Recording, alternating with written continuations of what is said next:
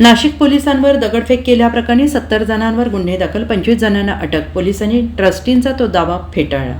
उच्च न्यायालयाने काठेगल्ली परिसरातील सातपीर दर्गा हटवण्याचे आदेश दिले होते. त्यानुसार मनपाच्या अतिक्रमण विभागाने 15 दिवसांच्या सदर काम काढून घ्यावे असे निर्देश दिले होते. 15 दिवसानंतर पालिकेने मंगळवारी मध्यरात्री दर्गात जमीनदोस्त करण्याच्या कारवाईला सुरुवात करताच अचानक जमावाने दगडफेक केल्याने तणावाची परिस्थिती निर्माण होऊन यात 21हून अधिक पोलीस जखमी झाले. या प्रकरणी पोलिसांनी 70 जणांविरोधात गुन्हा दाखल केला असून आत्तापर्यंत एकूण 25 जणांना पोलिसांनी ताब्यात घेतलं आहे. आणि याबाबत अधिक माहिती अशी की दगडफेकीच्या प्रकारानंतर पोलिसांनी परिस्थिती नियंत्रणात आणून बुधवारी पहाटे 5:30 वाजता सातपीर दर्ग्याच्या तोडकामाला प्रारंभ केला होता.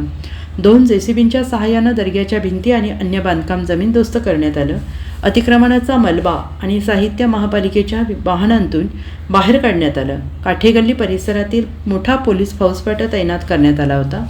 सध्या परिसरात तणावपूर्ण शांतता आहे. काठेगल्ली ते भाभानगरच्या दिशेनं जाणारी वाहतूक इतर मार्गाने वळवण्यात आली आहे.